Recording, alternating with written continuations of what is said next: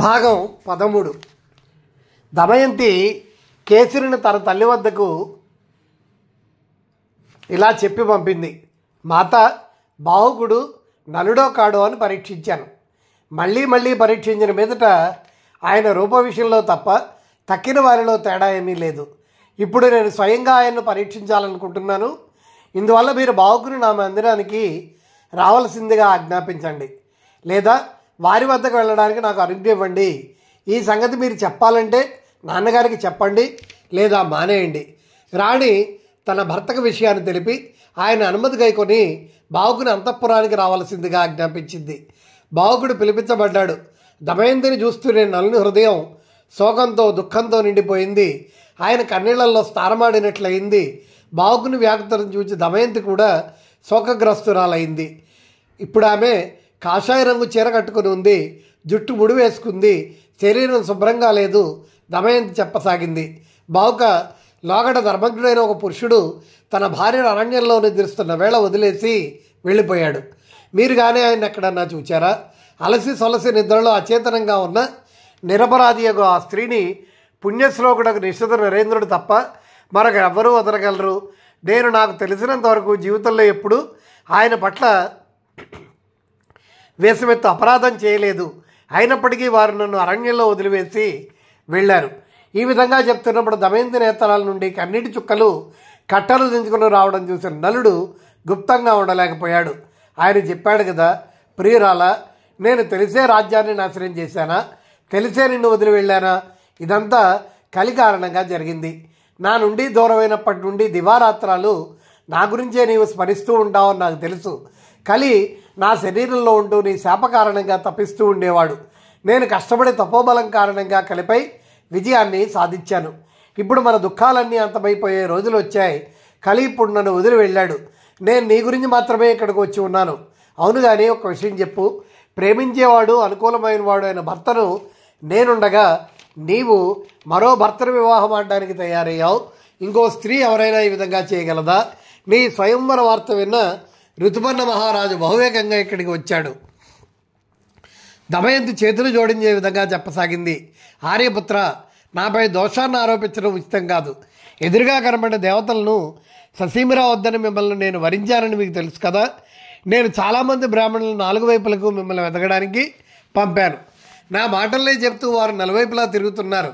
పర్ణాదుడనే బ్రాహ్మణ అయోధ్య నగరంలో గల మీ వద్దకి చేరుకున్నాడు. అప్పుడు మీకు నా మాటలనే వినిపించాడు. అప్పుడు మీరు కూడా దానికి తగిన విధంగా స్పందించి యథోచితంగా జవాబిచ్చారు. నేను ఆ సమాచారాన్ని విన్న తర్వాత మిమ్మల్ని పిలిపించడానికే ఉపాయం పన్నాను. నాకు తెలుసు మీరు తప్ప మరొకరెవ్వరూ గుర్రాల రథంపై ఒక్క దినంలో 100 యోజనాల దూరాన్ని చేరలేరు. నేను మీ పాదాలను తాకుతూ శపథపూర్వకంగా చెబుతున్నాను. సత్యమే సత్యమే చెబుతున్నాను. నేనెప్పుడు మనస్సులో కూడా పరపురుష చింతన చేయనే లేదు. నిరంతరం ఒకవేళ మానసికంగా పాపకర్మ చేసి ఉంటే నిరంతరం భూమిపై స్పందించే వాయుదేవుడు, సూర్యభగవానుడు, మనోదేవత చంద్రుడు నా ప్రాణాలు తీయుదురుగాక. ఈ చెప్పిన 3 దేవతలు సకల భూమండలంపై సంచరిస్తూ ఉంటారు కదా, వారు సత్యాన్నే ప్రకటిస్తారు. ఒకవేళ నేను పాపనైతే నన్ను వదిలేయండి. ఆ సమయానికి వాయుదేవుడు అంతరిక్షంలో ఉండి, రాజా, దమయంతి ఏ పాపము చేయలేదని సత్యప్రమాణకంగా చెప్తున్నాను అని 3 సంవత్సరాల వరకు ఆమె తన ఉజ్వల శీల వ్రతాన్ని రక్షించుకుంది. మేము ఈమెకు రక్షకులమై నిలిచాం. అంతేకాదు, ఈమె పతివ్రతకు సాక్షులము అన్నాడు. ఇంకా ఇలా అన్నాడు, నిన్ను వెతకడంలో భాగంగానే 2వ స్వయం ప్రకటించిందే కానీ మరొకటి లేదు. నిజానికి నీకు దమయంతి యోగ్యురాలు. దమయంతికి నీవు యోగ్యుడవు. శంకారహితుడవే దమయంతిని స్వీకరించు అని పవనదేవుడి విధంగా అంటున్న సమయంలో ఆకాశంలో పుష్పవర్షం కురవసాగింది. దేవతలు దుందుబులు మోగించాయి. శీతల మంద సుగంధ వాయువులు వీచాయి. ఈ అద్భుత దృశ్యాన్ని చూసిన నలుడు తన సందేహాన్ని పటాపంచలు చేసుకున్నాడు. నాగరాజు కర్కోటకునితే తనకు ఇవ్వబడిన వస్త్రాన్ని పైన ధరించి నాగరాజును స్మరించాడు. వెంటనే నలునికి పూర్వస్వరూపం వచ్చింది. నలుడిని పూర్వరూపంలో చూసిన దమయంతికి ఆయన కౌగిలించుకుని ఏడవసాగింది. నలరాజు కూడా దమయంతిని ప్రేమతో సంభావించాడు. 2 పిల్లలను హృదయానికి హత్తుకున్నాడు. వారితో ప్రేమపూర్వకంగా మాట్లాడసాగాడు. ఆ రాత్రంతా దమయంతితో సంభాషించడంలోనే గడిచిపోయింది. ప్రాతకాలమయ్యాక స్నానాదులు నిర్వర్తించుకొని అందమైన బట్టలు కట్టుకుని నలదమయంతులు భీముని వద్దకు వెళ్ళి పాదాలకు నమస్కరించారు. భీముడు చాలా ఆనందించిన వాడే వారిరుణ్ణి సత్కరించి ఆశ్వాసించాడు. నలదమయంతుల సంగతి ఆనోటా ఈనోట అన్ని చోట్ల వ్యాపించాయి. నగరంలో నారీ మండులు ఆనందంలో మునిగి ఉత్సవం చేసుకున్నారు. దేవతల పూజలను నిర్వర్తించారు. ఋతుపర్ణరాజు బాహుకుడే నలుడన్న సంగతి తక్కిన సంగతిను గ్రహించి నలుడిని తన వద్దకు పిలిపించి తనను క్షమించమని కోరుకున్నాడు. అప్పుడు నలుడు ఋతుపర్ణుని ఉత్తమ వ్యవహారాన్ని ప్రశంసించి అతనిని సత్కరించాడు. దానితో పాటు అశ్వవిద్య కూడా నేర్పాడు. ఋతుపర్ణరాజు ఇంకొక సారథిని తీసుకుని తన నగరానికి వెళ్ళిపోయాడు. నలమహారాజు ఒక నెల రోజులు కుండిన నగరంలోనే ఉన్నాడు. తదనంతరం మామ ఆజ్ఞ గైకొని కొద్దిమందిని వెంట నిడుకొని నిషదేశానికి ప్రయాణమయ్యాడు. భీమరాజు ఒక తెల్లని రంగుల రథాన్ని, 16 గజాలను, 50 గుర్రాలను, 600 సైనికులను నలరాజుతో పంపాడు. నలుడు తన నగరానికి ప్రవేశించాక పుష్కరుడు కలిసి, నీవప్పుడు కపటభరితమైన జూతం వాడావు, మళ్ళీ ఇప్పుడు నాతో ఆడు, లేదా విల్లెక్కి పెట్టి రమ్మన్నాడు. పుష్కరుడు నవ్వి, మంచి మాటే, అలాగే ఆడుదాం, నీకు జూతంలో కాయడానికి మళ్ళీ ధనం వచ్చిందన్నమాట. అయితే ఈసారి నేను నీ ధనాన్నే కాదు నీ దమయంతిని కూడా గెలుచుకుంటాను అన్నాడు భీకరంగా.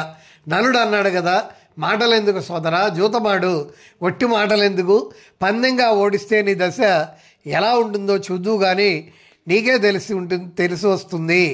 జూతం ఆరంభమైంది. ఆటలో మొదట పందెంలో నలుడు పుష్కరుని రాజ్యాన్ని, రత్నభాండాగారాన్ని, చివరగా ప్రాణాలని గెలిచాడు. నలుడు పుష్కరునితో, ఇప్పుడు నీ రాజ్యం అంతా నా హస్తగతమైంది. ఈ దర్దశలో నీవు దమయంతి వైపు కన్నెత్తి కూడా చూడలేవు. నీవు దమయంతికి సేవకుడు అవుతావు. ఓరి మూడుడా, మొదటిసారి నాతో నీవు జూతమాడినప్పుడు నీవు నన్ను గెలవలేవు. ఆ గెలిచింది కలిపురుషుడు మాత్రమే. నీకు ఈ సంగతి కూడా తెలియదు. ఆ కలిపురుషుడు చేసిన దోషాలని నీ శిరస్సు వద్ద రుద్దుతాడు. అలా రుద్దాలని అనుకోవడం లేదు. నీవు జీవితాన్ని సుఖంగా గడుపు. నేను నిన్ను వదిలేస్తున్నాను. నీ మీద నాకు ప్రేమభావం పూర్వం వల్లే ఇప్పుడు కూడా ఉండగలదు. నీవు నా సోదరుడవు. నాకు నీ పట్ల కుటిల దృష్టి లేదు. నీవు శతాయుష్మంతుడవై జీవించు అన్నాడు. నలుడు ఈ విధంగా పుష్కరునికి ధైర్యాన్నిచ్చి హృదయానికి హత్తుకొని పోవడానికి అనుమతించాడు. పుష్కరుడు 2 చేతులు జోడించి, మీకు ప్రపంచంలో అక్షయ కీర్తి లభిస్తుంది. అంతేకాదు మీరు 10,000 సంవత్సరాల వరకు సుఖంగా జీవిస్తారు. మీరు నాకు అన్నదాతలు, ప్రాణదాతలు అన్నాడు. పుష్కరుడు సత్కార సమ్మానపూర్వకంగా ఒక నెల రోజుల పాటు నలుని నగరంలో నివసించాడు. తర్వాత సైన్యము, సేవకులు, కుటుంబీకులతో తన నగరానికి వెళ్ళిపోయాడు. నలమహారాజు తిరిగి వచ్చినందుకు ప్రజలు ఎంతగానో ఆనందించారు. అందరి ముఖాల్లో ఆనందం వికసించింది. నాగరికులు, సాధారణ ప్రజలు, మంత్రిమండలి సభ్యులు పొలగించిపోయారు. వారు చేతులు జోడించి, రాజేంద్ర, ఇప్పుడు మేము దుఃఖ నివృత్తిని, సుఖాన్ని పొందాం. ఆ విధంగా మిమ్మల్ని మేము కొలుస్తాం. మేమంతా మీ సేవాభిలాషం అన్నారు. రాజ్యంలో ఇంటింటా పండగల ఆనందంగా జరుపుకున్నారు. నలుదిశలా శాంతి వ్యాపించింది. పెద్ద పెద్ద ఉత్సవాలు జరిగాయి. నలమహారాజు సైన్యాన్ని పంపించి దమయంతిని పిలిపించాడు. భీమరాజు తన కుమార్తెను ఎన్నో వస్తువులు ఇస్తూ సారబెట్టి వెట్టినింటికి పంపాడు. దమయంతి తన 2 పిల్లల్ని తీసుకుని నల్లు వద్దకు వెళ్ళి తన మందిరాన్ని చేరింది. నలమహారాజుకమైన ఆనందంతో కాలం వెళ్ళబుచ్చసాగాడు. ఆయన ఖ్యాతి దూరాలకు సైతం వ్యాపించింది. ధర్మబుద్ధితో నలుడు తన రాజ్యాన్ని పాలించసాగాడు. గొప్ప గొప్ప యజ్ఞాలు చేస్తూ భగవదారాధన చేశాడు. మరోదశలు వారు చెప్తున్నారు, యుధిష్ఠిరుడా, నీవు కూడా కొన్ని రోజుల్లో నీ రాజ్యాన్ని, నీ సంబంధాలను పొందగలుగుతావు. నలుడు జూతం ఆడడం ద్వారా దుఃఖానికి మూల్యం చెల్లించాడు. ధర్మరాజా పాపం నలుడు అక్కడే సర్వ దుఃఖాలను అనుభవించాల్సి వచ్చింది. కానీ నీ దుఃఖాలను పంచుకోవడానికి నీతో పాటు నీ సోదరులు ఉన్నారు. నీ భార్య ద్రౌపది ఉన్నది. విద్వాంసులు, సదాచారులైన బ్రాహ్మణులు ఉన్నారు. ఇటువంటి దశలో శోకించడానికి నీకు ఏ కారణము లేదు. ప్రపంచంలో స్థితిగతులు ఎల్లవేళలా ఒకే విధంగా ఉండవు. ఈ సంగతి దృష్టిలో పెట్టుకొని పురోగతిని, తిరోగతిని గురించి చింతించవలదు. నాగరాజు కర్కోటకుడు, దమయంతి, నలుడు మరియు ఋతుపర్ణుడు, వీరికి సంబంధించి ఈ కథను ఎవరు చెప్పినా విన్నా వారి కలియుగ పాపాలు నశించిపోతాయి. అంతేకాదు దుఃఖించే వారికి ధైర్యం లభిస్తుంది.